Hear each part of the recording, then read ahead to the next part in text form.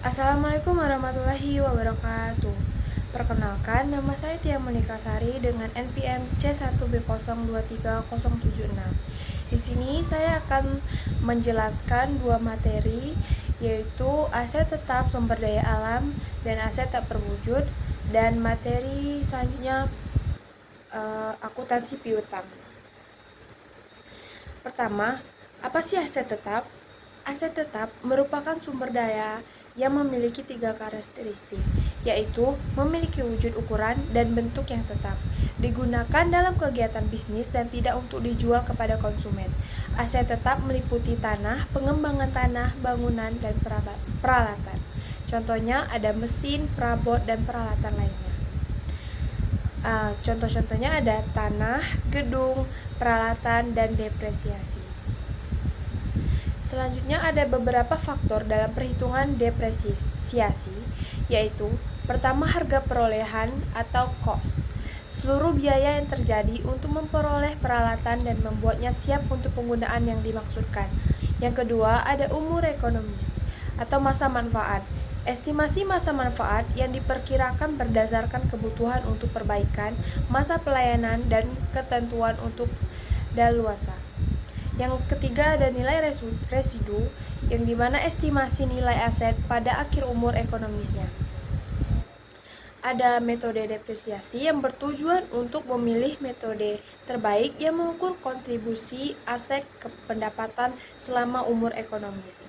Contohnya adalah metode garis lurus, metode unit aktivitas, dan metode saldo menurun. Selanjutnya penjelasan sumber daya alam.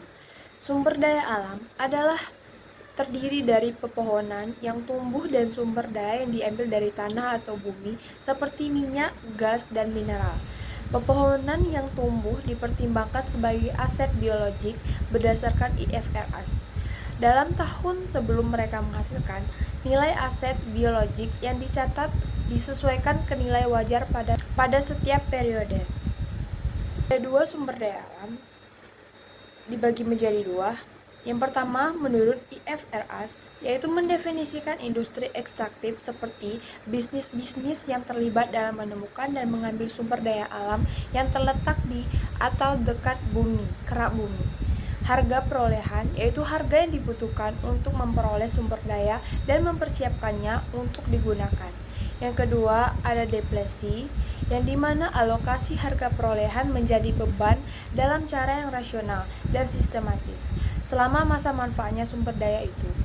Depresi di sumber daya alam sama dengan depresi di aset tetap.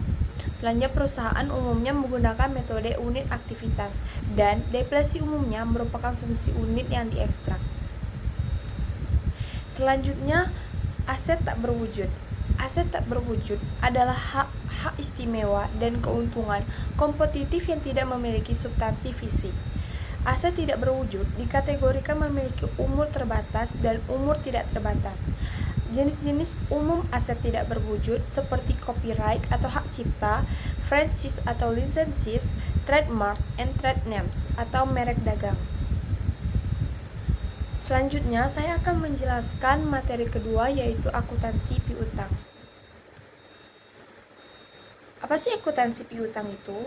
Akuntansi piutang adalah proses pencatatan, pemantauan, dan pengelolaan utang yang harus dibayar oleh pelanggan atau pihak lain kepada perusahaan.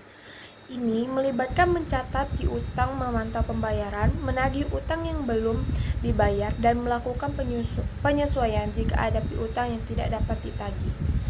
Ada beberapa jenis piutang. Yang pertama ada piutang usaha, yaitu jumlah terhutang oleh pelanggan yang dihasilkan dari penjualan barang dan jasa dengan karakteristik umur kurang dari 60 hari. Selanjutnya ada piutang wesel, yang dimana tagihan yang instrumen kredit formalnya diterbitkan sebagai bukti utang atau berupa kontrak dengan periode kredit lebih dari 60 hari. Yang selanjutnya ada piutang lain-lainnya, yaitu seperti piutang tak tertagih, piutang lancar biasanya tertagih kurang dari 1 tahun, dan piutang tidak lancar biasanya lebih dari 1 tahun. Piutang dapat diakui ketika pertama, perusahaan mendapatkan piutang dari penjualan secara kredit. Yang kedua, adanya retur dan potongan dari penjualan. Yang terakhir, ada terjadinya pelunasan oleh pelanggan.